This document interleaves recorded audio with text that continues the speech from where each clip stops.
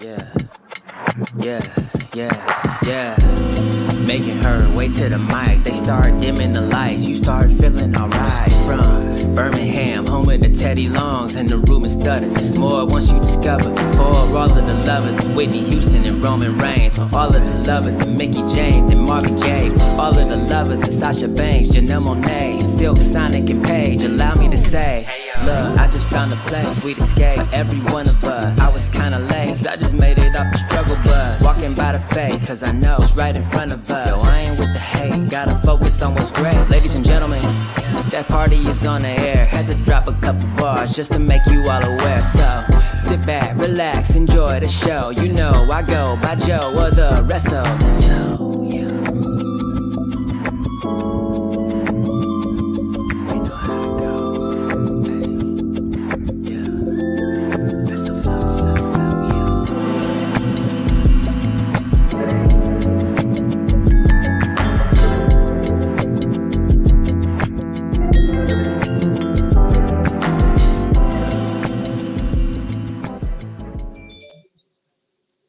Hey y'all, welcome to a new episode of the Hardy Wrestling Podcast with your girl Stephanie Hardy.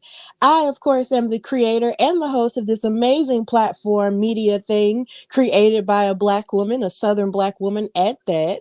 I am also a writer for Daily DDT as well as color commentator featured on the Belladonna Division, Battle Club Pro, Black Girl Magic 2022, and Spartan Wrestling, and I am so happy to be before you on this Saturday evening.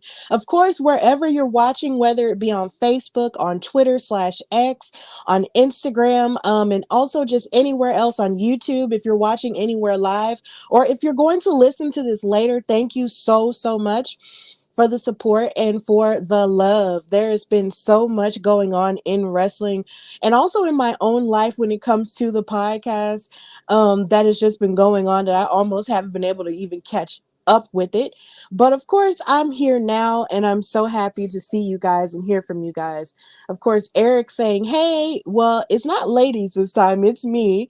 Me and Katrina will be going live this Wednesday for Steph and Cat Talk Wow. But thank you for pulling up in the comments. And of course, Rikarsha, hey, thank you so much for watching. It was so fantastic to meet you this past weekend. And I will talk about that a little bit later on in the show. But there's just been so much going on in wrestling. And I do want to be kind enough to give a trigger warning for this episode, because in news and gossipish, I will be discussing a very sensitive topic that's rocked the wrestling world for the past 2 months. And even in the last few years, I'm going to be talking about that. So I just want to be kind enough to give a trigger warning. When I do get to that part, you have every right to tune out or to put it on mute or something. If I'm talking about it and it makes you uncomfortable or feel some type of way, you have every right to do it. But yeah, I just wanted to do that at first before we get fully started into news and gossipish. There's just been so much happening in the midst of the road to WrestleMania, the road to AEW Revolution, so many things happening in the world of wrestling, along with it being Black History Month in the midst of it too. Like, it's just a whole lot going on. So, of course, this is where we start news and gossipish, where I talk about the latest and the greatest in wrestling news and social media rumors and all of the above.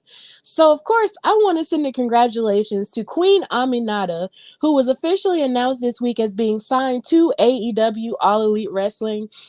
She's someone who you've probably noticed has been on TV in the past couple of weeks, going up against Deonna Purrazzo, going up against Toni Storm, and a lot of amazing talent. And she even defeated Anna Jay on the most recent episode of AEW Rampage. She is officially signed to AEW, and on Twitter, she mentioned that she is the first African-born female wrestler to ever be officially signed to a major wrestling promotion. So I just wanted to send a congratulations to her for that. In the midst of highlighting so many amazing women who have made history in terms of black history and celebrating them this month, it's really great to see black women succeeding in this type of way and actually getting put onto these amazing programs. And she's also in the Ring of Honor tournament for the women's television title, and she did win her first match in that. So I just wanted to send the congratulations to her because I have been watching her on come through on social media and also in the independents for a number of years now, and I think this is really good for her.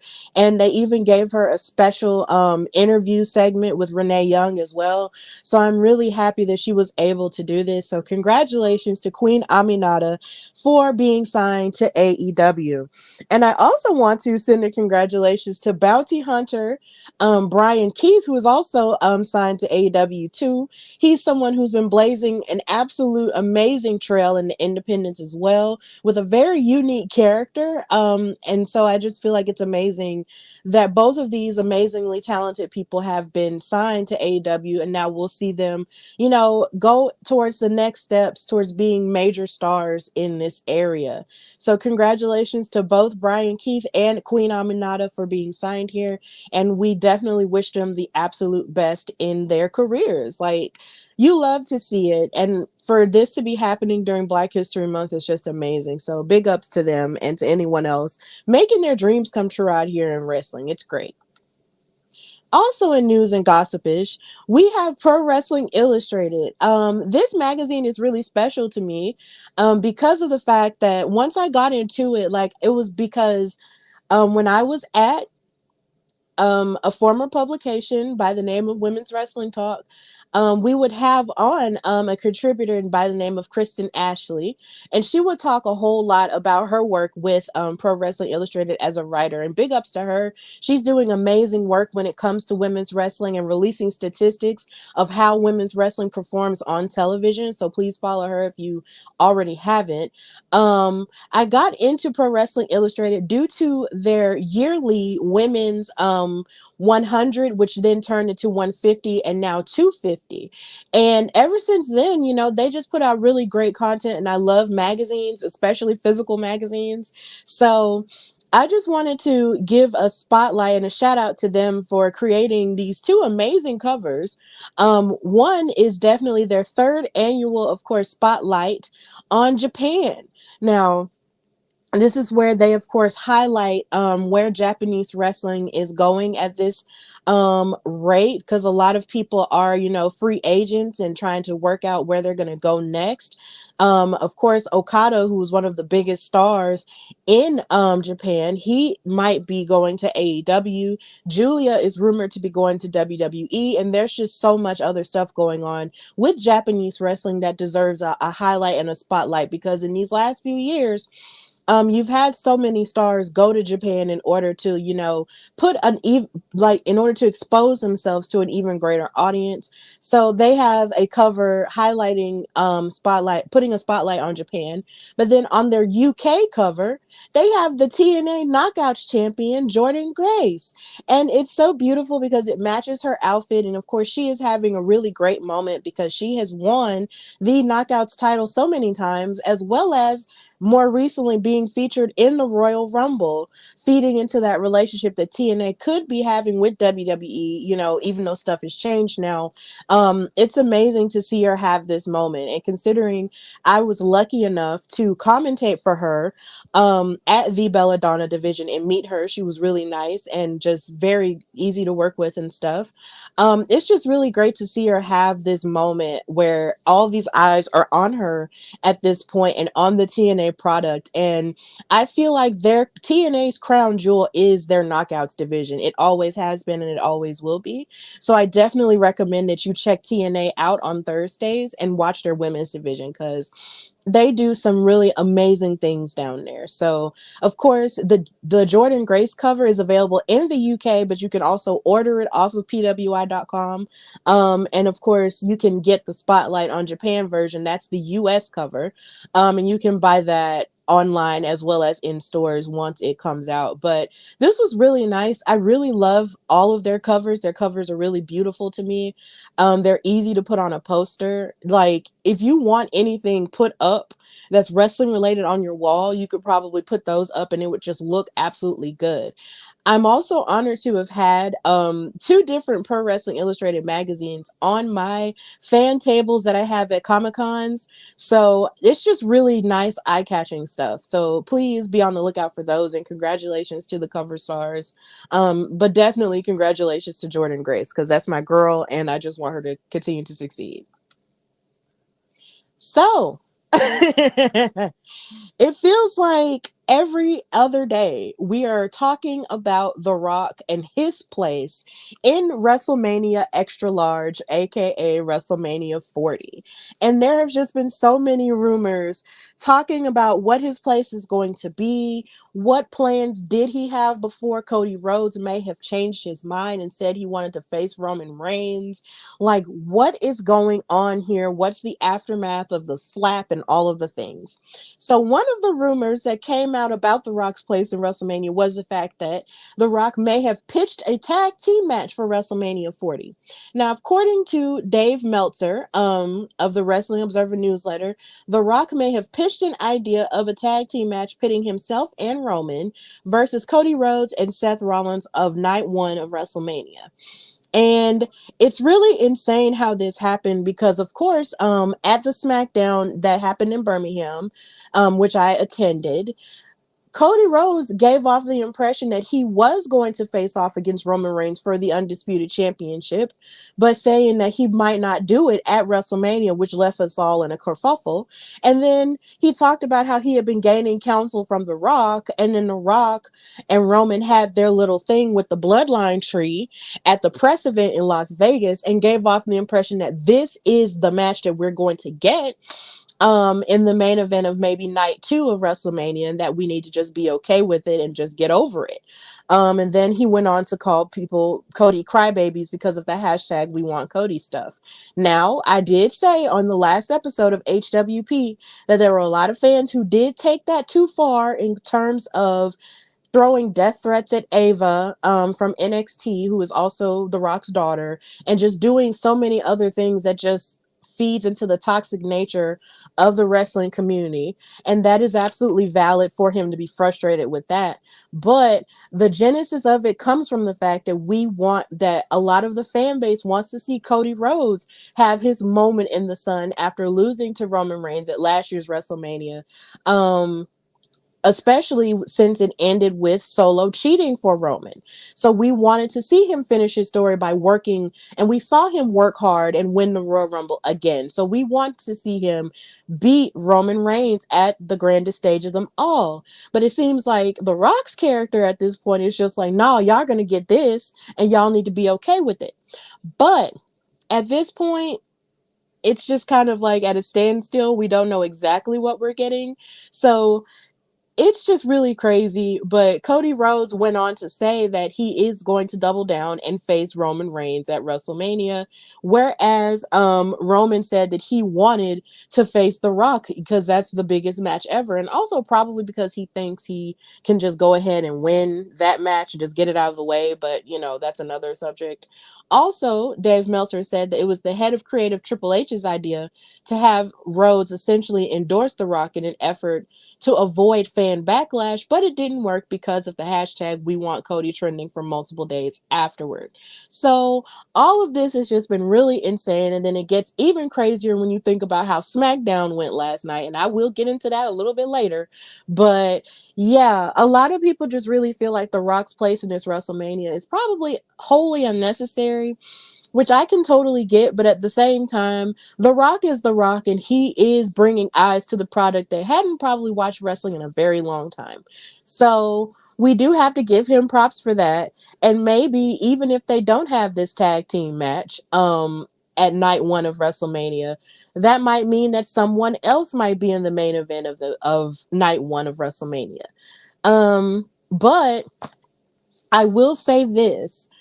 With The Rock's presence being here and his light shining so brightly, it can be argued amongst certain fan bases in wrestling that this is tying into another underlying issue that's been happening in the past few WrestleManias, and that's, of course, dealing with the women main eventing. So when it comes to a women's main event that could very well take place, you have Io Sky, who will be defending her WWE Women's Championship against her former friend and Damage Control sister, Bayley. And Bayley, of course, won the Royal Rumble for the women, which basically means that you get the opportunity to face any champion of your choosing in the main event of WrestleMania.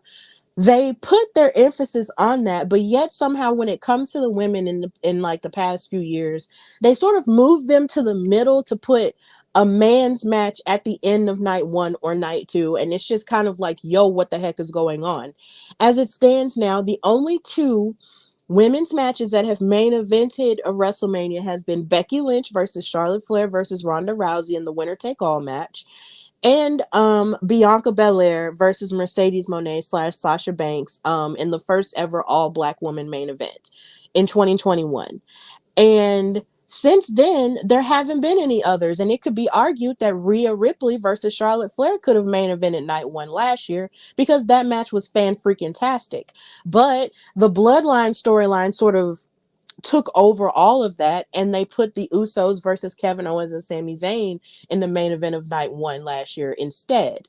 And a lot of people who are fans of women's wrestling and want, equality across the board when it comes to women feel like Bayley and Io's story, has been very layered, and it's made a whole lot of sense over the past couple of months, and they feel like that deserves a main event spot at night one and not just another men's match. And that is a really valid argument to make, but it can definitely be argued that The Rock's spotlight could very well be taking that opportunity away from anybody, but then definitely away from the women for night one.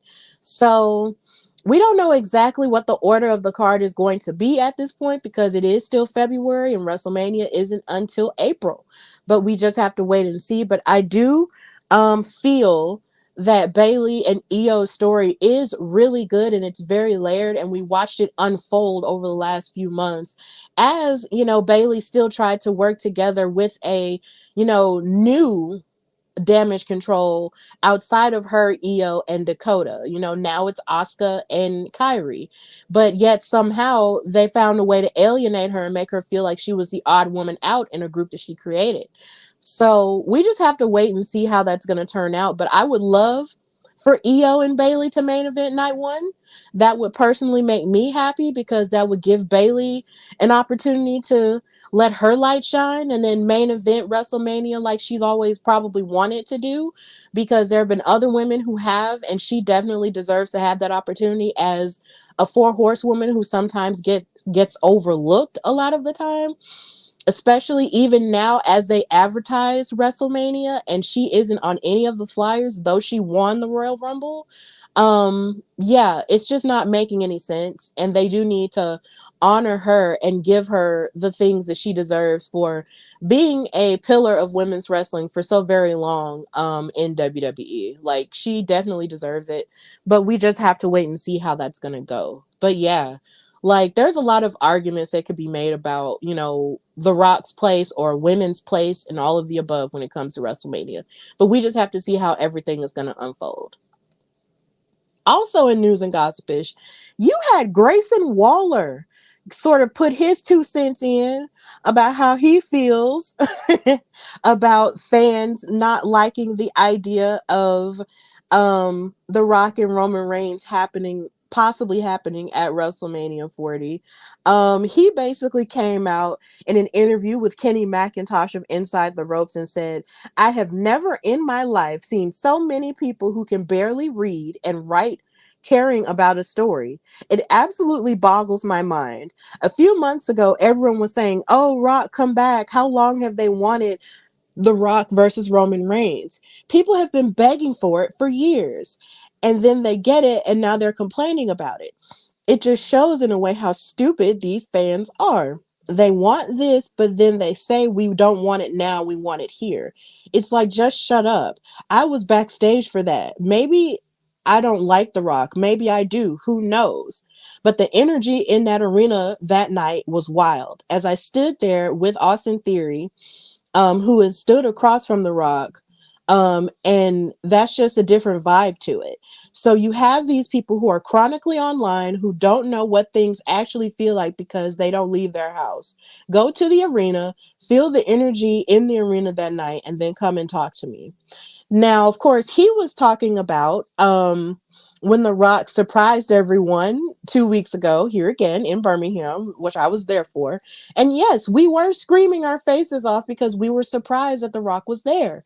It was just a whole huge surprise to us because, like I mentioned before in my past episode, nobody was expecting him to be there. You know, we thought, well, it would be cool if he showed up, but then if he didn't, that's fine.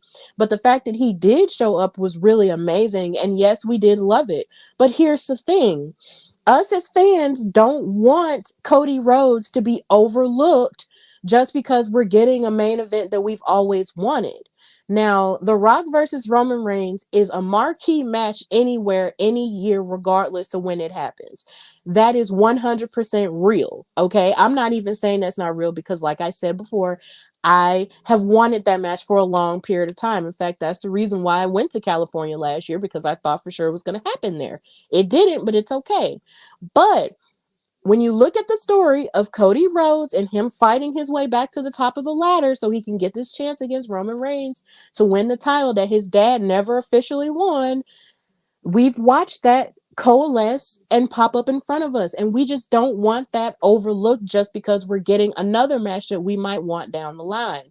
So Grayson Waller, though I understand he was probably in character while he was saying this in this interview, you know, it's not that a lot of us fans are chronically online. There are some of us who are, but at the same time, we also watch the product. And because we love the product so much, we just want it to make sense. We want y'all to make it make sense. We don't want it to just be something that y'all just haphazardly decide and then just throw the other person away. Like that just doesn't make sense. Because we watch the product, we get the Easter eggs. We just want it to fully make sense and give a satisfying, you know, conclusion that we can be okay with.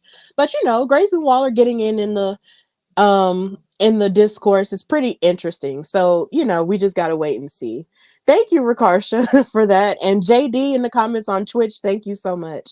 JD is also saying if fans invest their time, they get to complain. Oh, absolutely. Definitely. We do get to raise our voices because we invest our time and our lives into this. Like being a wrestling fan is not just, you know, something you just watch on TV. It's a lifestyle. So since it's a lifestyle, we get to raise our voices about it. You don't get to tell us to just shut up and watch TV. No, that's not something that's just going to happen here.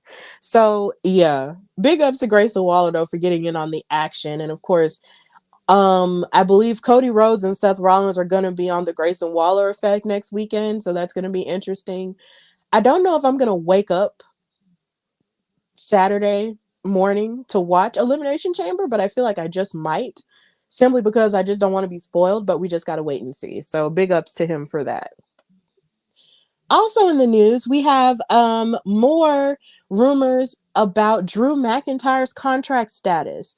Now, a lot of people have been freaking out about what could happen with Drew McIntyre since he has not fully been in a world title picture in a long period of time. And the last time he was in a world title picture, he lost to Seth Rollins, who has a vice grip on the World Heavyweight Championship as of right now.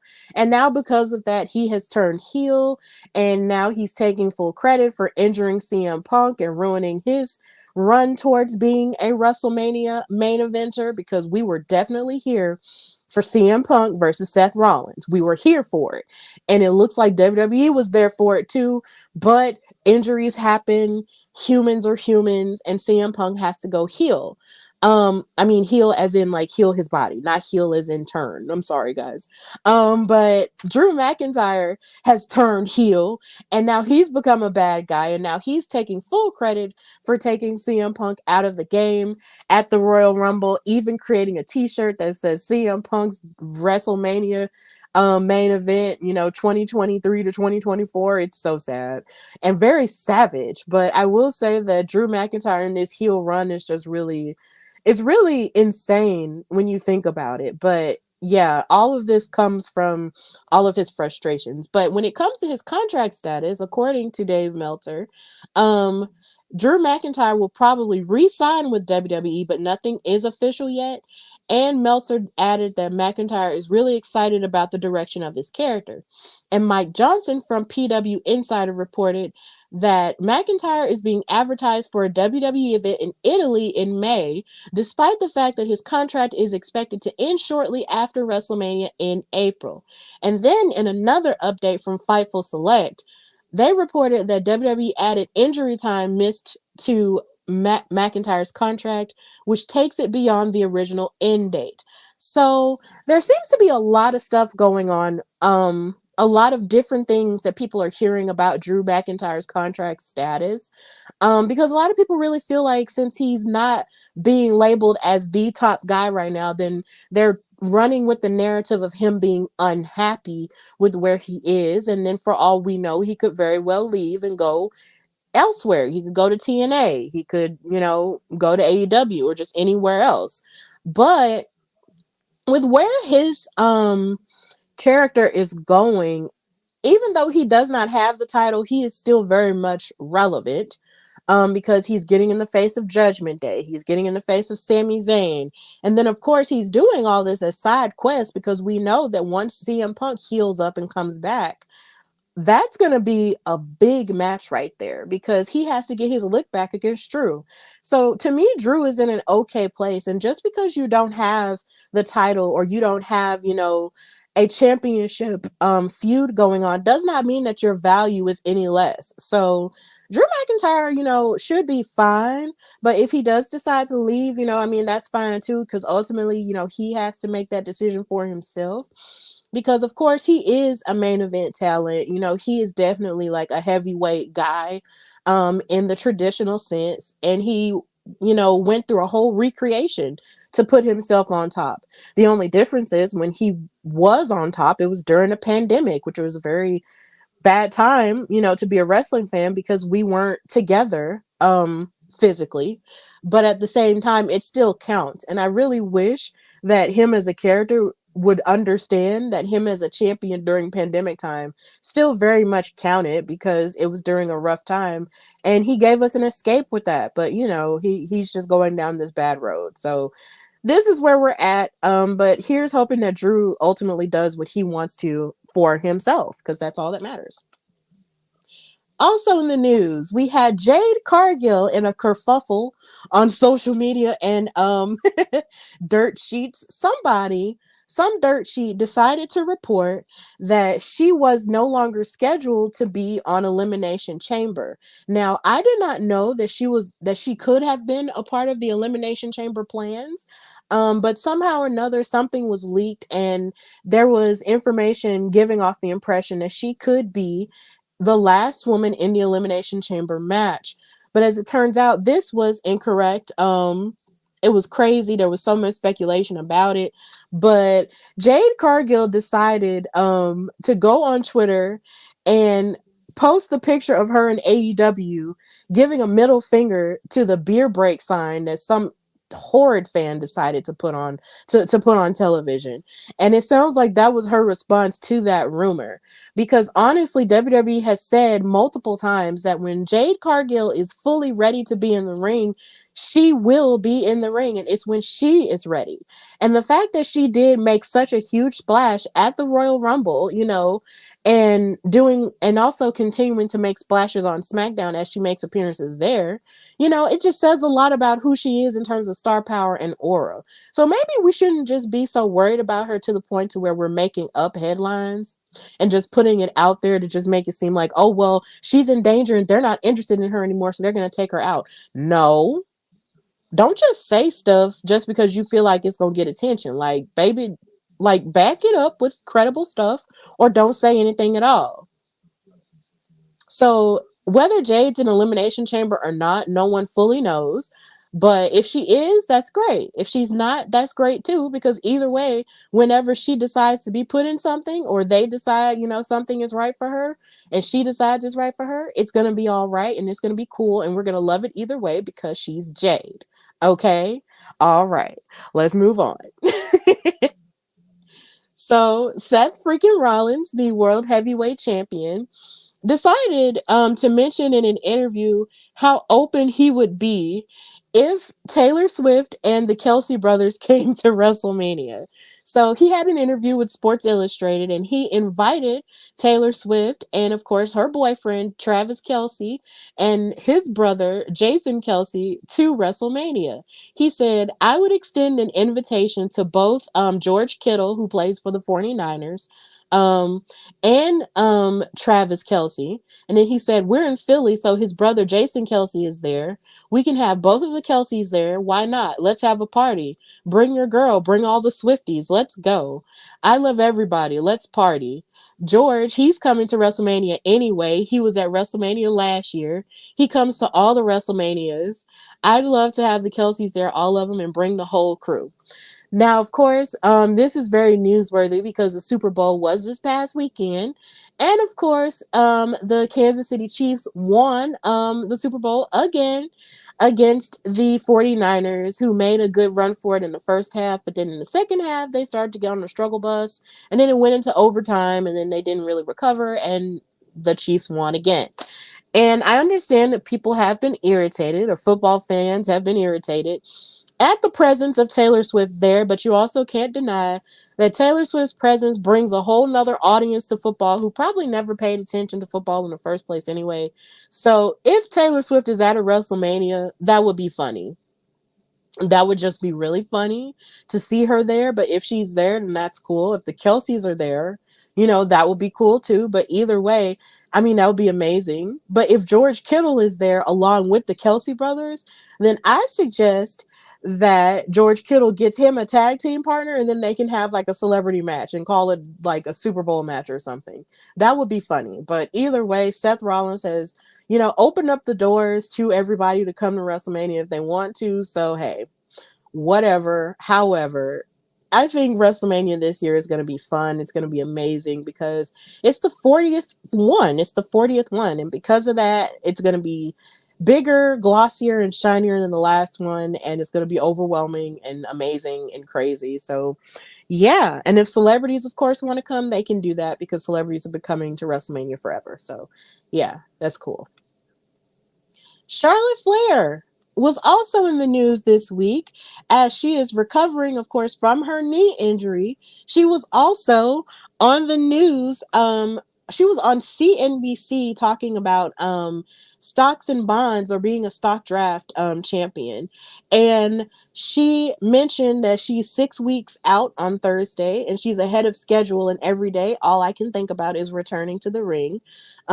Especially with all the excitement with Raw going to Netflix and WrestleMania being in Philadelphia. All I can think about is getting back and winning that number 15 championship. So a lot of people really have been missing Charlotte Flair since she's been gone and since she sustained that injury. But she keeps posting videos of her rehab status. And it just seems like with every exercise she's doing, she's getting stronger and stronger and she's powering through the pain. And for all we know, we might see her before, the time limit that they gave her. They said she could be out for like 6 to 9 months. Miss Ma'am could very well be back around April or May. And then we just might get that dream match between her and Bianca. Who knows? But either way, it was good to see that she was on CNBC, which is like finance NBC. That was really cool. So I'm glad that she is still doing interviews and being out and about, not only with her boo thing, Andrade, but also, on her own. And we can't wait to see her back. I can't wait to see her back because I just really miss her. And I really feel like this year could have been the year we got her versus Bianca at WrestleMania. But injuries happen and humans are humans and she deserves time to heal. So, yeah, I'll be happy to see her when she comes back. And we're moving more so into more tender territory with this news. Maurice, who was, of course, a multi-time Divas champion and the wife of The Miz and mother to two amazing girls, revealed a diagnosis that she had this week. She has to undergo a hysterectomy after discovering that she had 11 precancerous tumors on her ovaries. Now, she posted about this on social media on definitely on Instagram, and this really surprised me. And she was quoted as to saying, "I have been suffering from severe abdominal distension and swelling to the point where I would look 6 months pregnant. A lot of GI issues, including SIBO, multiple rounds of antibiotics, extreme fatigue, and just wasn't feeling like myself. For the past year, my symptoms would come in flare ups and it progressively got worse and it became chronic." And she went to countless doctors, and a lot of them would just either slap a band aid on it or just ignore her concerns completely and just say, oh, well, it'll pass after this or pass after that. But, and even told that it could have been hormonal after numerous tests, colonoscopies, endoscopies, and all of the above. So finally, she got with a doctor by the name of, I believe, Thais Alabadi. Forgive me if I'm mispronouncing it. She is a OBGYN who listened to her and pushed to find answers. And they found 11 implants coming back as borderline tumors, which is a precancer of the ovaries. And they were very sneaky and aggressive. She said if those became cancer, the survival rate is less than a year. So she's scheduled for her hysterectomy surgery in 4 weeks. And of course, I won't get into the details of what that takes. But she is doing okay. And she is courageous in the fight that it's going to take to, rise above that. And I know that probably has to be the scariest thing on the planet, to find out this issue that just keeps growing turns out to be precancerous tumors. Like, and what's even crazier about this situation is that you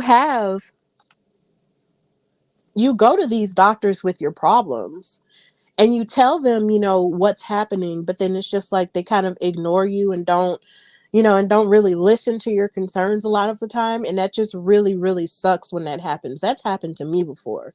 But what I will say is this: once you do find that doctor who does listen to you, it means a lot. And it goes to show you that there are some doctors who really do care about their patients and really do want to see their patients thrive. And honestly, I'm really happy that she found that doctor that actually took the extra mile in caring for her. So she found out what was actually wrong with her. So big prayers to Maurice and the Miz and her children and everyone else.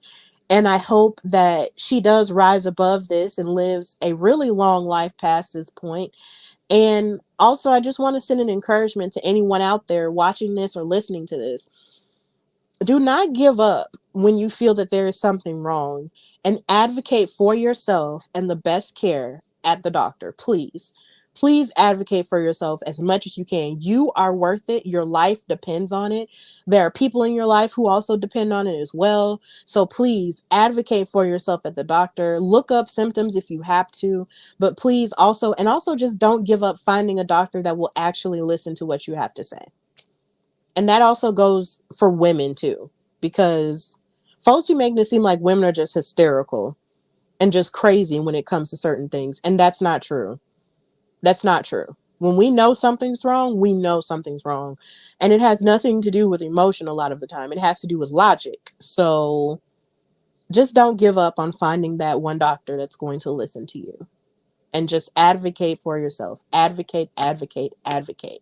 Fight for your life, please. Maurice did it. You can do it. Advocate for yourself, please. And we're definitely praying for Maurice and her family. Yes, Rakarsha, absolutely.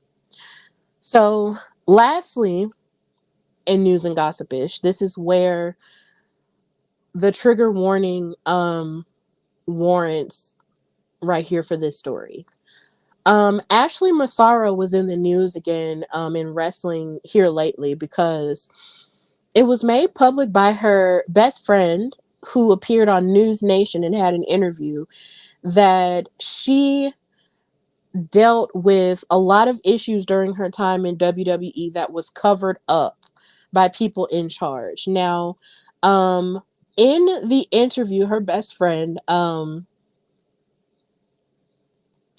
corroborated the story of Ashley saying that she had been assaulted or SA'd or sexually assaulted by members of the United States military while on a WWE tour in the Middle East in 2006. And in the wake of her death, where she ended her own life, Ashley Massaro's lawyers released an affidavit which contained her account of the assault and WWE's response to it, which of course is all coming out now in the news and in the wake of the scandal that's going on with Vince McMahon and him being accused of sex trafficking with Janelle Grant. Now, in 2019, WWE officially denied any knowledge of Massaro's story, but John Laurinaitis, through his attorney, contradicted the statement but denied that there was an effort to cover it up. But Ashley's best friend said that shortly after her return to the U.S., the wrestler spent 8 hours with her head on my lap in tears telling me what happened to her in Kuwait. And she also said that the account included being helped back to her a hotel room by a WWE executive after the assault and left in Kuwait for days after the rest of the tour returned to America. And also, this gets worse. Vince had Stephanie McMahon take his place because she was a female, a woman, to make Ashley comfortable, and they just played with her. They played with her because everything Stephanie had Massaro feel comfortable and safe about as soon as they walked into this boardroom meeting, Ashley was on her own completely and she was threatened. And there was no compassion and there was no sympathy. There was nothing. And basically, when they asked her best friend if these events contributed to her taking her own life, her best friend said absolutely. And it's just really sad when you go and watch the interview that her best friend gave. But I wanted to put this here and talk about this here because I didn't get a chance to really talk about the scandal, when everything came out via the Wall Street Journal. And I was asked about it at Comic-Con this past weekend, where, there were people asking me, how do you feel about the Vince McMahon thing? And as a woman, especially even as a woman of color, when I heard about that lawsuit and actually read the lawsuit, it was horrible. It's absolutely horrible. Now, of course, this is all alleged, but seeing as this is going on and all of these stories are coming out, I'm inclined to believe victims more than I am the people who might have done these things, right? And my job is to protect women in wrestling, period, no matter what. So, since all of this is alleged and all of the above, if this really happened, I hate it because women in wrestling have had to go through so much over years and decades just because we love a certain thing, because we love to either talk about wrestling, write about wrestling, or even get in the ring. We always have to deal with some men who abuse their power and abuse their money to treat us like we're toys and that we're just material items just because, we have boobs or because we're hot or because of all these different things. They could just take advantage of us and treat us like trash. And there have just been so many stories of assault that we either haven't heard or that are coming out about various promotions, not just WWE, but in other promotions as well. And it just makes no sense at all. It's almost as if men decide that, okay, well, I'm going to get into wrestling and I'm going to offer these women these opportunities, but they have to do stuff for me in order to feed a horrible part of my ego that needs to be filled. And that's just absolutely gross because women are human beings. I am a human being, and every other woman that participates in wrestling are human beings. We work hard. We work just as hard, if not harder than y'all. And we want opportunities that are equal to, if not larger than y'all's, because we work for it and because we are brilliant enough for them. We do not ask for all of these negative things to happen to us. We don't want to be victimized. We want to be heard. We want to be respected, and we want to be loved for the work that we put in. And Ashley, sadly enough, will never get the flowers that she deserves for putting forth the effort that she wanted to put forth in terms of wrestling. Because I even read in the article that she wanted to get better in wrestling, but they denied her the opportunity to get better training, and they wanted her to be on TV immediately because of the popularity that she gained during the Diva search. And I remember that, and the idea that she was able to do her very best on the fly, is a testament to how hard she wanted to work and how she wanted to get it, right. But the fact that they didn't take her seriously enough to do that, and then the fact that she was violated in that way, and you still didn't want to do anything about it because of a corporate relationship with the US Army, it's just absolutely ridiculous. And also, let me just say, if you are a soldier in any branch of the military, and if you are abusing people, you need to be out of the military, period. You don't deserve to have the opportunity and to have the honor that comes with protecting the country if you are assaulting people. That is not something that you deserve to have or be a part of if you are hurting other people.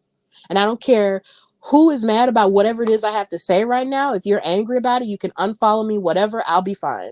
But the truth is that men should not be treating women in wrestling like trash. In fact, men shouldn't be treating women like trash anyway. But when it comes to this wrestling thing, when it comes to media, when it comes to production work, when it comes to the athletes, the referees, and all of that, if women are a part of your company, they deserve to be respected for their talents and listened to, and not gaslit to believe that the issues that are happening with them are not happening with them.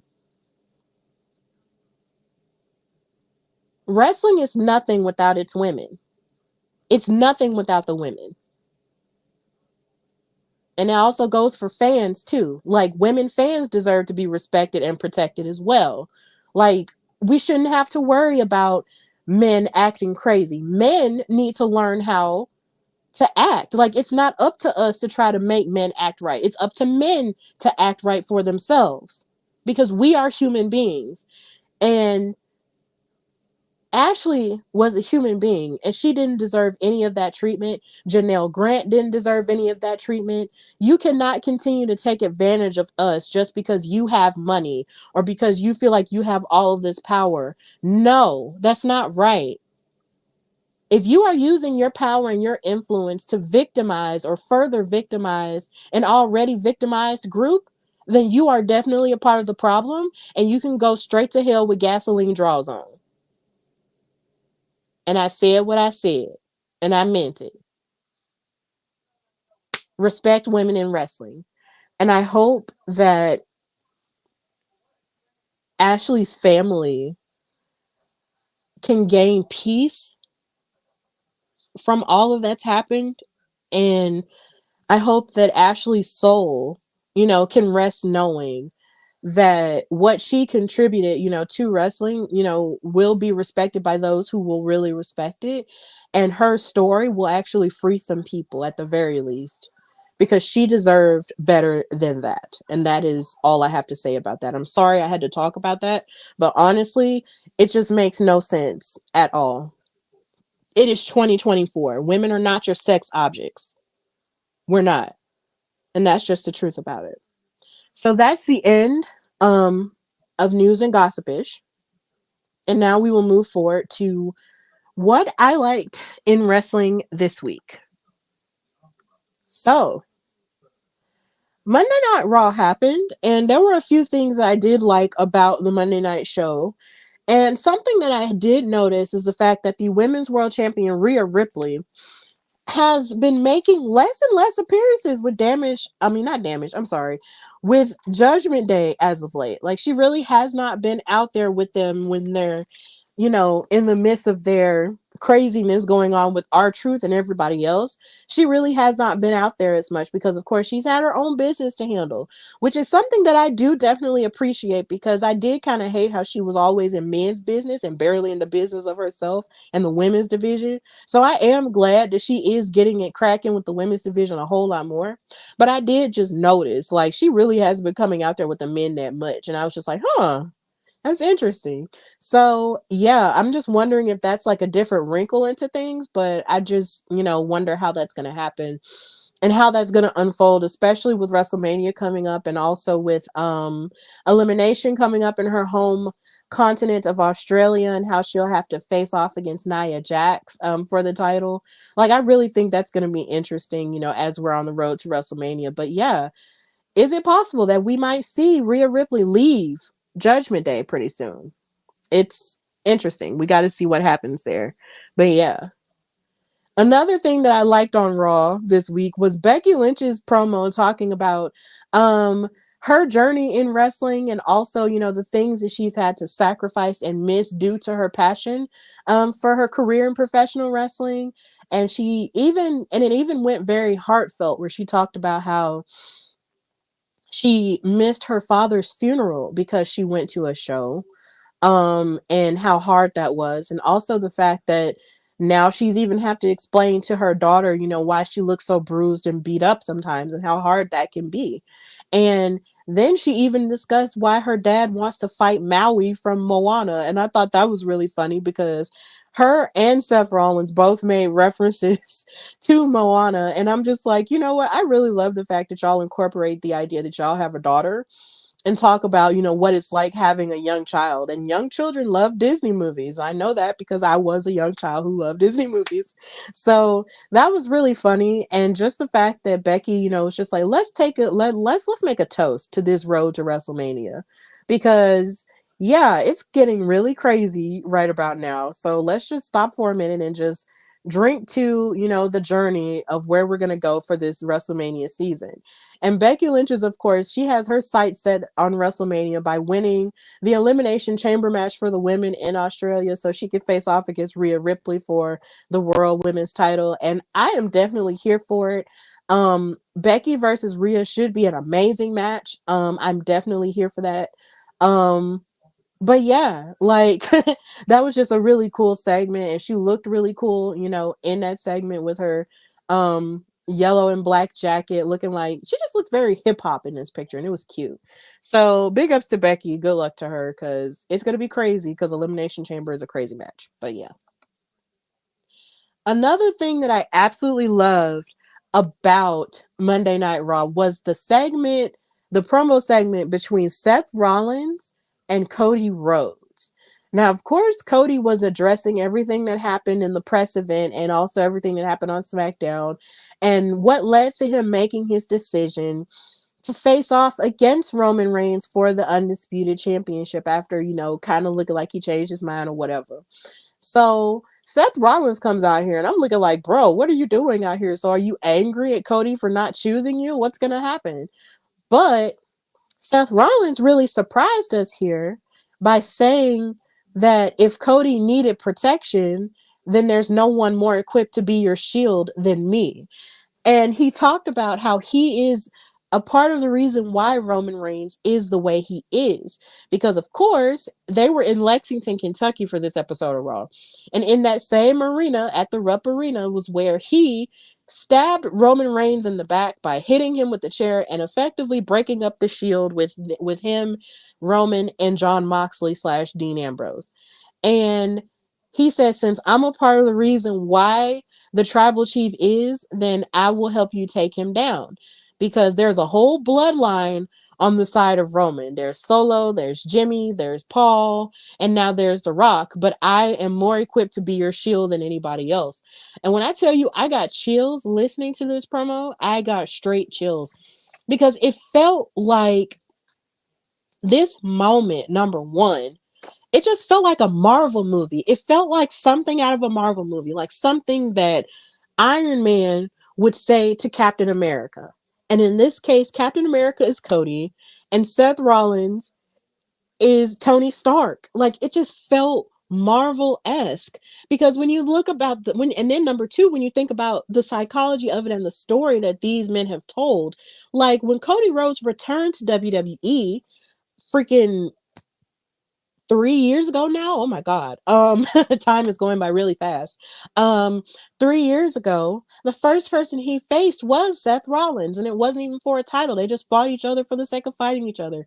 And they had a great trilogy of matches that, of course, ended in Hell in a Cell. And ever since then, and even since, War Games, they've been working together really well. So it's just really crazy to think about their journey from hating each other to now respecting each other and then protecting each other. Like, it's almost like they've been building a brotherhood between these two. And I just really loved it. It just really gave Marvel MCU type vibes with this promo. I enjoyed it so much. And I just can't wait to see, what that means or what that will entail. Like, how is Seth going to protect Cody? Like, because Cody is already a renegade, crazy man anyway, who isn't afraid of nothing or nobody. Imagine having Seth Rollins on your side. Like, that's crazy stuff. And I'm really excited to see how that's going to, manifest on this road to WrestleMania. Like, it's just cool. And I just really loved it. And then another part of Raw that I really loved was, of course, the 6-man tag between the New Day and Jey Uso and Imperium. This match was fantastic. It was a great opening to Monday Night Raw, and I do suggest you go back and watch it. It was a lot of athleticism on display, and if anything, the New Day continued to show why they deserve to be relevant in conversations of being one of the best tag teams ever because of their chemistry and their pure athleticism. Now, I know, of course, we do miss Big E a whole lot, but we do definitely need to give credit for Kofi and Xavier continuing to wave the New Day flag and just be excellent regardless of what comes their way. Like, they're just so good together. And their chemistry with Jay, who is, of course, one half of their greatest rivals, was just amazing. Like, I love this match top to bottom, and Imperium did great too. So please go and watch it. It was an amazing tag team match. And Jey Uso got the win and actually covered one of the members of Imperium, which means he might be coming for Gunther's IC championship. And if he wins that title, I will be so excited because Jay is my boy. Like, I love Jey Uso. I always have. So if he wins his first singles title, I will be very excited about that. So a part of me did want him to go for the world heavyweight title, but a long time ago, back in the day, if you won the IC title, then that meant that you were next in line to possibly challenge for the heavyweight title or the WWE championship. So if they do it the traditional way, maybe Jay could win the heavyweight title one day. You never know. But then again, you also have Jimmy who might try to ruin it for him, and we might get him versus Jay at WrestleMania. That would be cool too. Brother versus brother. But we just gotta wait and see. Also, I love that Pat McAfee is back on commentary. I just love him. Nobody can ever make me hate him. He's just incredible. Him and Michael Cole just give me life, and they just deserve to be together forever and ever. Amen. Yeah. So moving into what I loved about NXT this week, I love that people are giving more credit to JC Jane for saving Chase U and raising that money with those calendars that they were selling at Vengeance Day. And apparently, they sold out really fast. They were even selling them online and stuff. So for all we know, they might restock and you might buy them or whatever. And a lot of people did. There were some people who did feel a way about the calendars being a thing in the light of the whole scandal with Vince and stuff. But when you take that part away from it, it was a pretty crafty way to make some money to save Chase U storyline wise. So, but I do get those concerns. But what I'm also concerned about is Adriana Rizzo's role in all of this. Like, why is JC possibly doing a deal with the D'Angelo family with Chase U, and could this put them in further danger of closing yet again? Like, this low-key feeds into my theory of JC not being all the way a face at this point, Because I always felt like she was always halfway in Chase U and halfway out of Chase U. So if she, raises this money, but yet somehow has to like give some of it back or something like that in order to feed the D'Angelo family and then puts Chase U in danger, then that's going to really like break Thea Hale's heart. And that's going to cause them to have like a rift in their friendship. And that would be interesting to see. But then that would also make JCJ more devious and more toxic than we ever thought she could be, which low-key gives her, the opportunity to be more of a dastardly heel than she ever was. So yeah, I don't know what's happening with this, but I am very interested to see where this story goes. So yeah, JC, what you got cooking? We got to figure that out. Another thing I liked about NXT was the fact that I just did not know that Lyra Valkyria, the NXT Women's Champion, was so strong that she could carry Tatum Paxley out of the ring after she got beat by Lola Vice. This was so funny to me. Like, I was laughing really hard because I was just like, dang, Lyra, I did not know you were that strong. I didn't know she was that strong enough to carry her all the way to the back the way she did. I was just like, I'm gagged. But, a champion is a champion. And that was cool. And it also seems like she's warming up to Tatum Paxley because, of course, Tatum was running behind her, trying to save her, and Loki being obsessed with her or whatnot. But it looks like Lyra is just like, okay, well, come on. Since you're being there for me, I might as well be there for you. And I like that. And it's really sweet. But yeah, I just did not know that Lyra was that strong. So big ups to strong women in NXT. Another part that I liked, sorry for that, but another part that I liked in NXT was just Roxanne just being crazy, and slapping Ren Sinclair in the face for trying to be encouraging to her about the NXT Women's title picture and how come she's not in it. Roxanne is very frustrated with her place in NXT at this point, and Ava is telling her, in this picture, like, look, Shotzi got this opportunity because they had been going back and forth. Shotzi had the opportunity to face off against Lyra Valkyria next week on NXT for the women's title, but she did announce that she did sustain an injury at a live event, so sadly she won't have that match. But in the moment, Roxanne was really heated about it. She was just like, bro, what did she do to deserve it? And how come I don't have it? But I really feel like the quiet part that no one is saying out loud is the fact that Roxanne has basically done it all in NXT, and it might be about time for her to get called up to the main roster. I feel like in the midst of everybody else getting called up to the main roster, she should have been called up by now. We have Braun Breaker up there. We've had Carmelo Hayes making appearances. We had Alba Fire and Isla Dawn even get called up. So with all of these call-ups, why are we still dealing with Roxanne down here? Move Roxanne up. She has the talent. Clearly she has all this attitude that she wants to take out on people. Let her take it out on like the OG people on the main roster. Like, trickle her into the main roster. Like, you keep trickling in everybody else. Trickle her in, please. Because it just seems like in NXT, she's like running around a hamster wheel, repeating the same stories. So please give her an opportunity, trickle her into the main roster before you officially call her up, because I feel like at this point she's one and done in NXT. She's done. I really feel like she's done. So yeah. Just give Roxanne a chance. So yeah. Now, of course, we're getting to Jada Parker. Eric Isaac in the comments saying Jada Parker is a star in the making. She is. And the funniest part about this whole situation with her beef with the D'Angelo family, with OTM, is the fact that World Star Hip Hop posted about her and said, dang, wrestling look kind of different, don't it? And I'm like, yeah. It's really funny because it reminds me of the time Nikita Lyons went viral and World Star was talking about her because of how beautiful she was or is. And now they're doing the same thing to Jada Parker. But yeah, mainstream people, talk about these athletes. Get them on your shows because they're amazing. Not only are they amazing athletes, they're gorgeous people.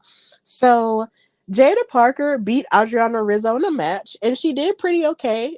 She did really good, but there is so much more growth that needs to happen between both of these women, but they did do a good job for their first singles match against each other. So I can't wait to see more of what is going to happen with this rivalry, and I can't wait to see more of what Jada Parker has to offer, because she is a star and she is a gorgeous, gorgeous girl. So I can't wait to see what happens with her. And also, I know Muscle Man Malcolm was joking on Twitter saying that Jada Parker should be in the Hall of Fame, or Jada Parker should main event WrestleMania. Let's take baby steps, okay? Baby steps. Baby steps, okay? Baby steps. Also, for NXT, I really love Lexis King. Now, I'm normally not a heel girl. I'm mostly a babyface girl. But when it comes to Lexis King and his heel work, I just enjoy it so very much. Like, he is just so ridiculous that you almost have to like giggle and laugh to yourself because of how crazy he is. He is so cagey that he's willing to get in anybody's face, talk trash to anybody, and just do whatever he wants to do because he feels like he can. And that's just a level of delusion that just keeps me entertained no matter what. And this week, he got in the face of Oba Femi, the North American champion, and said that he wanted to challenge him. And I'm just like, you know what? Your delusion might be a bit off, because Oba is not a game player. Like, he is not here to play Monopoly with us. He is not here to play Scrabble. He is here to destroy people. And he's going to destroy you, Lexus. He's going to destroy you. Okay? Now, this might be a good match. Like, this has the potential to be a good match between, you know, these blue chippers. But at the same time, yo, Lexus, chill. But I love his character work. He is so funny to me. Like, I enjoy him every time he goes on the screen. And I just love his entrance. Like, what says royalty more than rolling in on a throne? That's amazing. So, Lexus King, be yourself, and I'll enjoy it. Just continue to be yourself. Rikarsha saying Lexus is bold. Absolutely. He's definitely bold. It's hilarious how bold he is. I love it. And then, of course, we get to Darth Mello. Carmelo Hayes. Now, I did not do an episode after his turn on Trick Williams. But the first thing that I do want to say was I was right the entire time. For those who followed me, from the time Trick Williams decided to insert himself in the NXT title picture and Carmelo was looking mad about it and he was acting like he didn't attack him, I said he attacked him. I told y'all he did it. I told y'all. I tried to tell you. And guess what? He revealed himself as to have done it. So guess what? Here we are. And now we've got Darth Mello. So on this past episode of NXT, he fought Joe Gacy and defeated him, you know, and stuff like that.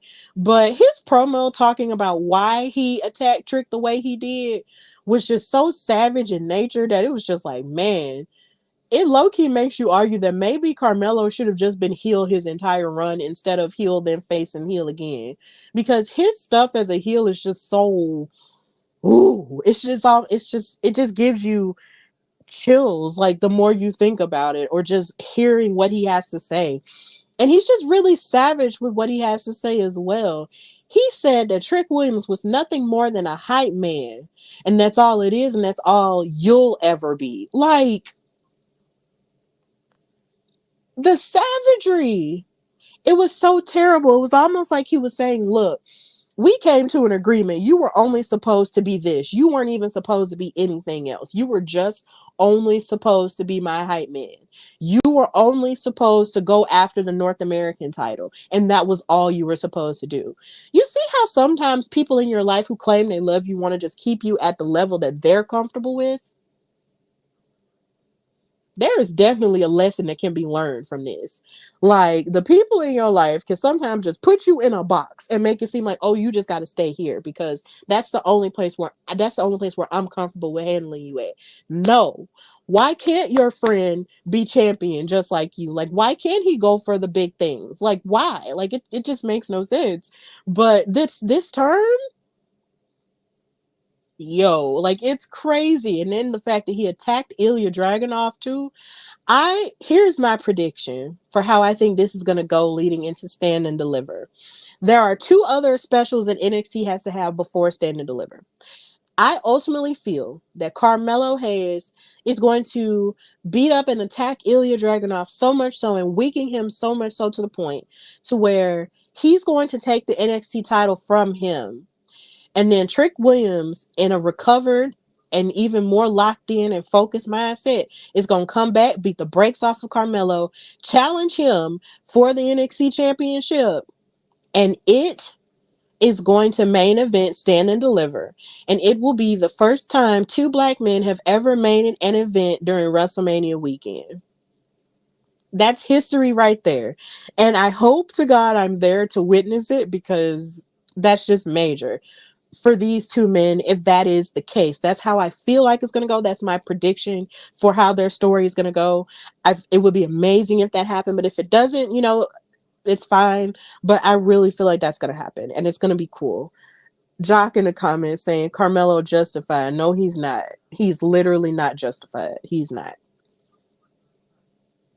He is not justified. Like, it's wrestling. Like, come on. No. You shouldn't try to keep your friends in a box. You just shouldn't. It's terrible. But I'm going to enjoy this little run that Darth Mello is going to have before he gets called up to the main roster, too. And I hope he gets put on to SmackDown because if he does, we might see another feud between him and Braun, and that would be fun. But we'll get to that later. Ricard is saying that's a great idea. Thank you so much. Jock saying he whooped a Trick. Oh, wow. Stop being disrespectful. Stop it. I'm sorry, y'all. I had to scold him for a minute. Whoa.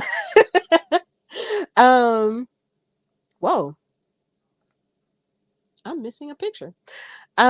So in the midst of everything else that I enjoyed about wrestling, I definitely am enjoying the run that Deonna Purrazzo is on AEW. That's what. Moving on to AEW Dynamite, I love that the women are doing more on the show. You have Deonna Purrazzo, who moved to AEW from TNA, and now she is about to face off against Timeless Toni Storm for the AEW Women's World Championship. And on this episode, we had Toni Storm have a whole little movie called Wet Ink, where she was talking about how her and Deanna's friendship sort of led to Deanna, reaching for more and just trying to like copy her in her journey or whatnot or whatever. And she wound up getting that tattoo that they had gotten together, which was kind of like a duck or something like that. She got the tattoo like either covered up or just altered in some way, shape, or form. And it looked like there was a stick going through it, and it was really weird. But Deanna said, fine, let me just make this clear. I am taking your title, B word. And I was like, ooh. So I really do like this. I like this story that's unfolding between Toni and Deanna. And for all we know, Deanna could, take the title off of her. But, the way that they're bigging up Toni's character has just been really crazy as of late. So I'm not sure if she'll be dethroned as of yet. But at the same time, if she is, I wouldn't be surprised. Because the Virtuosa is an amazing wrestler. So she might just submit Toni for all we know. But then again, Toni has friends, so she might cheat. You never know. But either way, I like the way that the story is coalescing. Also, another thing I didn't get to talk about when it was first announced, you have AEW Big Business about to happen. And it's going to happen, I believe, after AEW Revolution. And this is a special episode that they're having at the TD Garden in Boston, Massachusetts, which is highly speculated to be the night a certain Miss Ma'am Mercedes Moné might be making her AEW debut. Ooh, I'm excited because I love my GOAT. I love her so, so much, and I want to support her. No matter what she does in wrestling, it's going to be iconic. I'm really excited about it if that's the case. But then a lot of people have also speculated this could be the night Okada makes his debut. So either way, big business is going to happen all around, and there definitely has to be a reason why they announced this so far in advance. So it's going to be interesting to see how this turns out. But if Mercedes is making her debut on this show, it's going to be interesting and it's going to be cool, and all eyes will be glued to it because she is not only a moneymaker, she's not just a standard and a blueprint and a CEO. She is a needle mover. She is the GOAT. She's the greatest women's wrestler of all time. So be ready. Be ready. Eric Isaac saying, we got 5, count them, matches on AEW TV this week. Tony and Deanna matches on Dynamite. Rosa and Deeb on Collision. And Jay versus May and Rampage Friday. Yeah, it's a lot of women's matches going on. Like, the women's division is making more progress has been making more progress in the past couple of weeks, and that is really good, and that is to be commended, and I hope it consistently stays that way. I really do, because those women are so talented and they deserve everything, you know, that the men on the show get. Absolutely. So it's cool stuff. Then another thing that I like on AEW, that I've been quietly sort of watching on the side, is Ruby Soho and her love story with Cool Hand Angelo Parker. Like, this love story, I live for love stories in wrestling, especially when they look cute and you can feel all the warmth and the heat from it. It's just like, oh, this is cute. And the fact that Saraya was trying to break them up made me so sad. I was like, girl, why don't you want to see Ruby be happy? But and then somehow another Harley Cameron got into the thick of things, and I'm just like, girl, why are you here?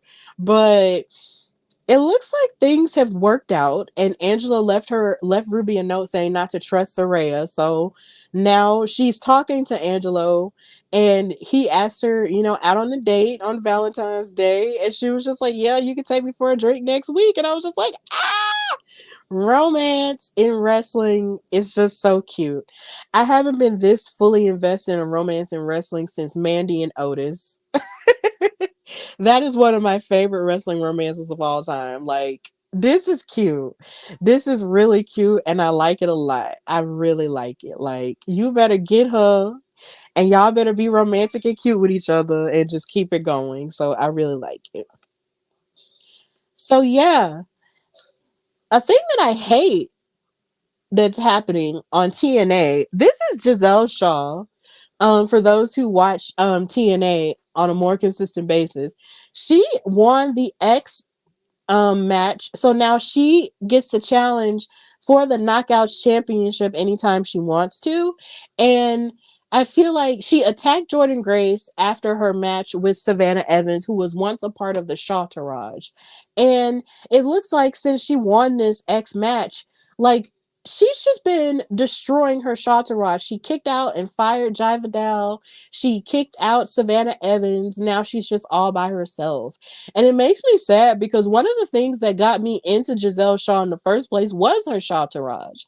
So I'm really sad that the Shawtarage is no longer a thing. Like, I feel like nobody said Giselle Shaw's name quite like Jai Vidal. Like, the way he said her name, especially during Trinity's run, like, you're gonna get in trouble with Giselle Shaw. Like, the way he said it with his whole mouth was just like, I love this. You're making, like, they made Giselle look like boom. But I guess now it's time for Giselle to really be on her own now and go after, you know, some gold. And I get that because she's really good and she's also a history maker. So if she does beat Jordan Grace, you know, in the next few weeks, that would be really cool for her, and very history making in terms of representation for trans women in wrestling. But yeah, I just missed the Shawtarage. I will definitely miss the Shawtarage. So I just wanted to say that real quick. Now, this beautiful face, Zelina Vega, had a match against Tiffany Stratton to qualify for the Elimination Chamber on SmackDown. Now we're getting into what I liked in SmackDown. And She did so good in this match. In fact, both of them did. Tiffany and Zelina did an amazing job in this match. Like there was a lot of different moves that we hadn't really seen Zelina utilize in a long time. Here, like she was jumping off of the top rope onto Tiffany, onto the floor and everything, like hitting hurricanranas and head scissors. I was just like, yes, ma'am, show them your full power. But Electra Lopez had to come in and ruin everything, and it was just really sad. And I was just like, God dang it, my baby. When is she going to get her chance at some gold? Because it's like she said in an exclusive interview online, like she has not had, a chance at gold since Rhea Ripley at Backlash last year, when she came out and represented for Puerto Rico. Like I want Zelina to get her things, and honestly, I feel that she deserves to be a front runner to win this year's Money in the Bank. I know there's a collection of wrestling fans that have also been pushing for Chelsea Green to win it. And then, of course, with Money in the Bank being in Canada, that also feeds into it too. But Zelina Vega has been putting the work in. She's been holding LWO on her back. She's just been trying to improve and everything. So I really feel like Zelina Vega deserves an opportunity, and she deserves to be Miss Money in the Bank at some point. Like, it just has to happen this year. It has to happen. And I was really low-key hoping she was going to get put in the Elimination Chamber this year, but sadly, that's not going to happen because Tiffany Stratton wound up winning the match, and that's good for her and her young career since she just got called up. It's cool. But something that I did hate for Tiffany Stratton is the fact that there aren't a lot of people reacting to her in a huge way in terms of the audience. Because even in Birmingham, like there wasn't a big reaction for Tiffany when she fought Mia Yim. And I think it's because there aren't that many people who watch like Raw and SmackDown that's watching NXT. So I really feel like if you already aren't watching NXT on Tuesdays, you definitely need to do so, because with the way that they're integrating NXT people more on the main roster, you're going to get lost if you don't know who these people are. You're going to be lost. So please, for the love of God, if you are a wrestling fan, new or old, watch NXT and become fans of these people, because once they get here on the main roster, they deserve to have more of a reaction than what was given to Tiffany Stratton this past Friday and in Birmingham as well. Like nobody was really that excited for her, and I'm pumped because I watch NXT, but I want more people to watch NXT so you can see more talented people like this. So, and y'all can just yell for these people. So please give Tiffany Stratton a reaction, her things, boos, or whatever. But don't just sit there and just look at her like she's just a bump on the log, please. Because she's like that talented. So do that. Now, another part of SmackDown that really elicited a big reaction out of me is the story of AJ Styles sort of isolating himself from the Good Brothers and Mia Yim. And they got into a fight backstage, and Carl Anderson like mushed his face, and then AJ, and him got into a scuffle, but then they broke them up. And I'm really gonna need for the Good Brothers and Mia Yim to understand that AJ is not for them anymore. He's for himself. So if he's going to be a redneck Batman, y'all need to let him be a redneck Batman by himself. Just let it go and just leave him alone. And if y'all gonna keep the OC going with yourselves, and keep it going with yourselves, or just go your separate ways. But it's getting painful seeing y'all trying to smile up in AJ's face and he just keep turning y'all away. Like it's getting really sad. And I hate it. I really hate it for y'all, but y'all really do need to just leave him alone at this point. He's chosen anger and isolation. So you got to make your decision for yourself, and just leave him alone. So yeah. Another part that I liked about SmackDown was the appearance of Jade Cargill again with this beautiful silver outfit that just made her look like a part of the Renaissance tour. And then you had Braun Breaker, and they had these contracts that they were either supposed to sign or offer or look at or something like that to see what's being offered to them. And Jade did not look that impressed. Whereas Braun Breaker kind of did look impressed and he wound up signing his contract. So now he is a part of the SmackDown roster as well as being one half of the NXT Tag Team Champions with Baron Corbin as the Wolf Dog. So congratulations to him for that. But Jade Cargill was up here looking like, I don't know. I don't know if I'm gonna sign with y'all just yet. So for all we know, she could pop up on Raw next week and then she might, sign with them. And that would be interesting because SmackDown at this point is really stacked when you think about the women's division. You got Bianca, you got Shotzi, you got Naomi, you got Tiffany now, you got Zelina, oh my God, you have all the Damage Control. Like, it's just really crazy to think about. So maybe Raw could stand to have a Storm there. And maybe Jade will be better suited there. Or maybe even she might go to NXT and just throw us in for a loop. You just never know. But yeah, like these contract signings and watching these people make these appearances like this in sort of like a sports like atmosphere, it's just really cool. And I've been really enjoying it. So yeah, big ups to these people. Big ups to Braun Breaker for signing with SmackDown. And I can't wait to see what Jade has to offer us next. Also, my dad bought Jade Cargill's t-shirt and he has not stopped wearing it. He really has not stopped wearing it. Like, he's been wearing it like a whole lot since he bought it. And I can't blame him. He loves Jade and I love her too. So I get it. Also, another thing I loved about SmackDown is Naomi has a new theme song which sounds super similar to the theme song she had in TNA. And I love it. It's like she's spelling her name and she's rapping the words to her own song. And it's just really cool. So, of course, we do have to have a moment of silence for the amazing theme song that, the bring it to the floor. I'm amazing. We got to RIP to that song because we had a great time with that song when we had it. And then she came back at the Royal Rumble with that song.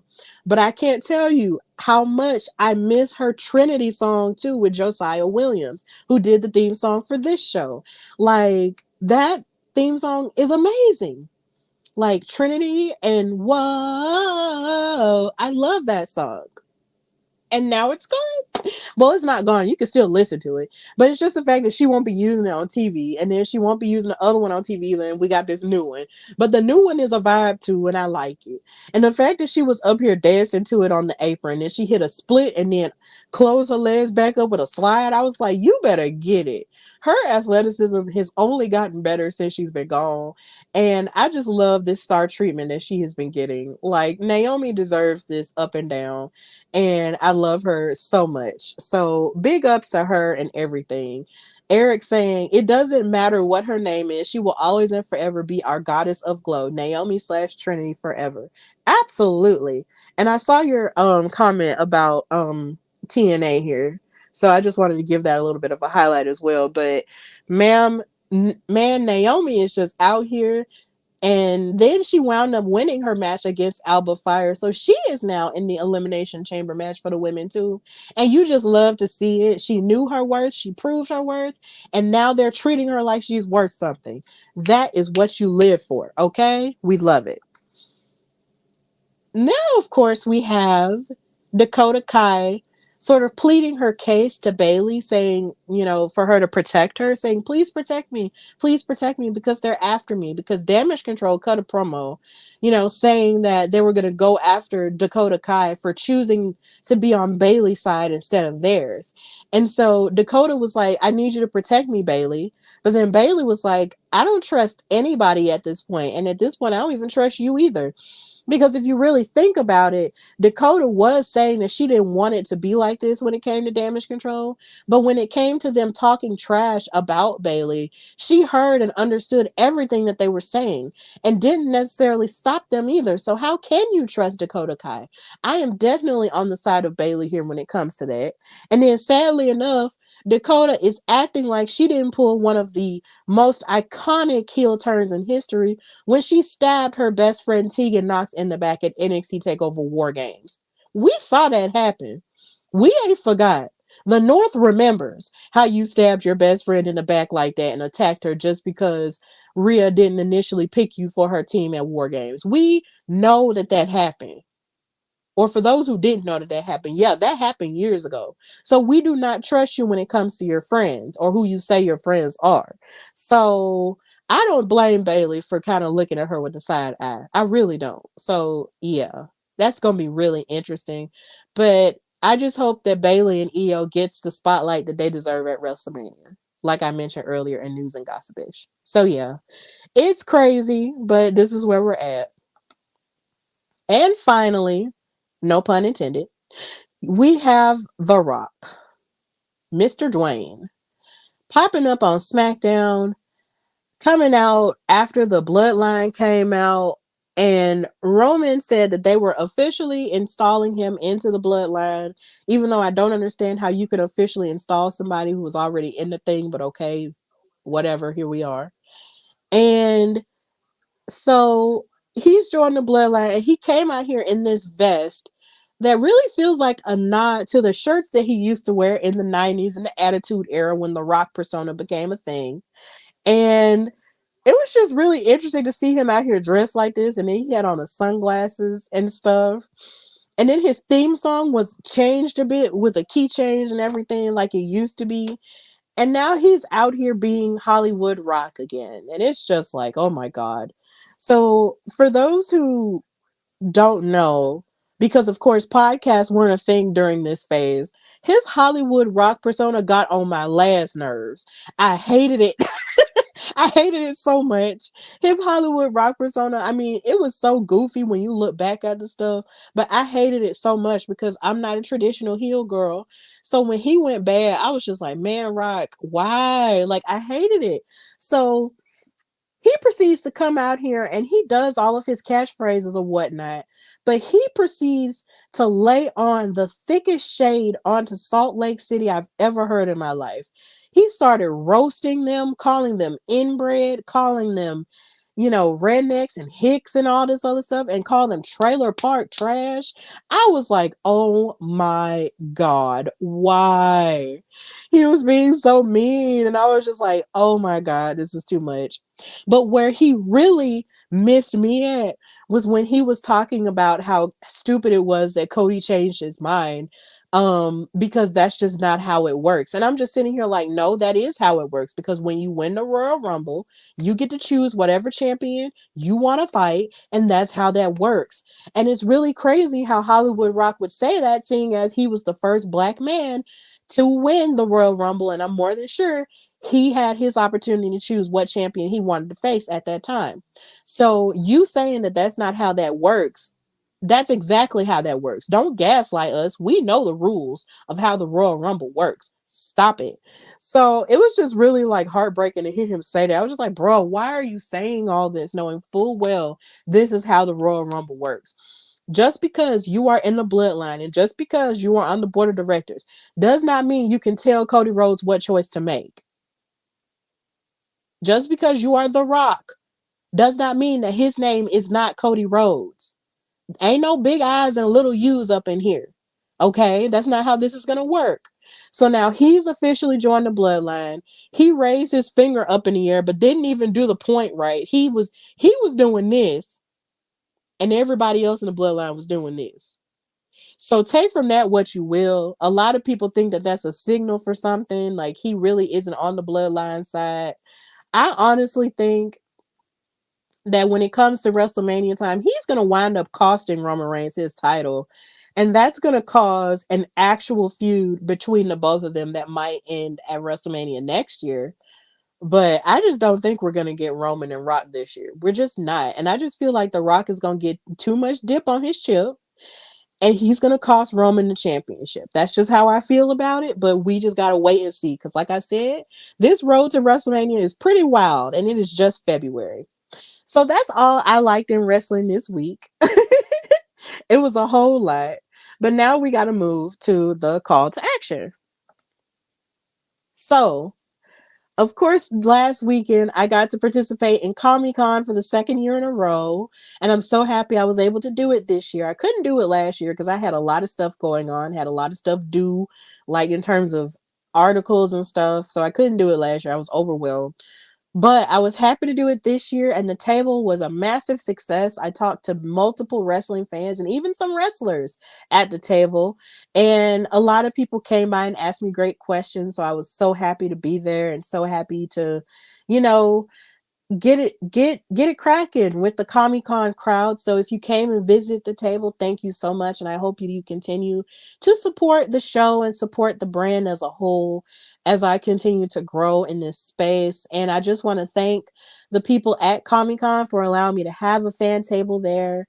And yeah, I just hope to continue to be able to have the fan tables with the title in the middle. Like, it's just amazing just how the table has evolved from where it once was in the beginning. And big ups to Brandon, the belt guy, for giving me and curating the belt with me. And also thank you to Malcolm, who is such a great supporter of the show, taking this picture of me at the table. Like, thank you so much. And I was so happy to finally meet Rikarsha. I know, it was so great to meet you too. I was so happy to meet her. And yeah, I was just happy to meet everyone who I met at the table. So I don't know where the table is going to be next, but just know that wherever I pop up, you'll see me and it's going to be great. So thank you to Comic Con for letting me be there. Also, know that you can follow me and the show, Steph and Cat Talk WoW, as we give a post show talking about WoW Women of Wrestling superheroes. You can watch that on both of our YouTube channels at The Hardy Wrestling Podcast and In Cat We Trust every Wednesday, unless otherwise stated, at 7:30 Eastern and 6:30 Central, as we talk about and recap the hottest all women's wrestling show on television. We couldn't do it this week because we had stuff going on, but we will have a double episode this Wednesday where we talk about last weekend's episode and this weekend's episode. Some crazy stuff has gone on and we're going to talk about it. So please be on the lookout for that and continue to watch every episode on our YouTube channels. It's really great. And also check out our interviews for Steph and Cat Talk WoW with the Tonga twins and Jesse Jones. So please be on the lookout for those. And also be on the lookout for newer interviews that we will be doing for Black History Month in the next few weeks. And of course, for all you know, we might be doing something for Women's History Month too, because that's in March. So yeah, we are getting it cracking with our content. So please support. And of course, if you're looking for somebody to be a writer, commentator, or a panelist for your Comic-Con, know that you can book me, book your girl, you can email me at hardywrestlingpodcast@gmail.com, or you can DM me at Queen Steph Hardy on Instagram and on Twitter/X. Those are all the places where I have been featured. So if you do want me to work for your promotion, we can work out rates and I will give you the most electric and passionate calling of a match that you have ever heard, and I can also give you passionate panel work and writing work as well. So book your girl, book your girl, book your girl. I already have a booking and I'm so excited for that, but I'm definitely open to having more bookings this year. So book your girl, DM me, email me, all of the above. Also, read my articles on dailyddt.com/Stephanie Hardy. You can find every article that I've written for Daily DDT so far. And I just want to send a thank you to Raphael for being a really great contributing editor for me on the website. And this is, of course, my most recent article that I wrote last month detailing the importance of Mercedes Moné and Trinity/Naomi betting on themselves. And it was really an honor to write about them. So please read that article and enjoy it. And I'll also read my other articles too. And I hope to continue writing some more. There's more work on the horizon. So please check that out as well. And of course, since people are watching Love and WWE with Bianca and Montez, you can also buy my special Beyonce's relationship t-shirt at foryourwear.com/Hardy Wrestling Podcast. You can celebrate Black love by wearing that t-shirt. It is available in all sizes in the color black. Please purchase it. It is an amazing t-shirt that I am so happy that I had the idea to have before the reality show even came out. So please buy that t-shirt in all sizes. If you love Bianca and Montez as a couple, please purchase it. Like I said, it's available in all sizes. So please check it out as you're checking out the reality show, because they are a precious couple. Okay. And just be on the lookout for that. Watch every episode. It's really great. But buy my t-shirts as well. Please buy my t-shirts because they're great. And I hope you've also been enjoying my Black Herstory posts that I've been making for Black History Month. I've been posting all Black women on my social media for the entire month of February. And of course, if there's any woman that I may have missed during Black Herstory Month on the Hardy Wrestling Podcast, I will more than likely post them for Women's History Month as well. So please do not feel slighted if I did not post you in the least. It's not because I didn't want to post you. It's just because there are so many of us Black women in wrestling, which is such a blessing, that I can't post everybody within 29 days. And I will post you next month. So please, bear with me and charge it to the fact that there's so much room. But I've been really happy to do these posts every day, and they're definitely been, making people happy. So I really love and enjoy that. And some of the wrestlers have been enjoying them too, like Red Velvet and Willow, and so many others. So I'm really grateful for these posts, and I'm glad that you guys are enjoying them and loving them. So yeah, Black Herstory Month is in full effect here at the Hardy Wrestling Podcast. And of course, you can also buy my Alabama wrestling t-shirts and hoodies, available in red and black in all sizes at foryourwear.com/Hardy Wrestling Podcast. So you can represent the beauty of Alabama wrestling and what we've contributed to the wrestling culture with icons such as Sensational Sherry, Teddy Long, Paul Bearer, Kayla Braxton, Deborah, AQA, and Fuego del Sol. So please purchase that t-shirt or those hoodies in all sizes. Good night, Isaac. Thank you so much for watching. So, of course, this has been the Hardy Wrestling Podcast with your girl, Stephanie Hardy. Thank you guys so much for watching. And, of course, please be encouraged no matter what's going on. I know there's a lot of stuff happening in wrestling, and it's easy to get overwhelmed with so many things and so many rumors and bad news.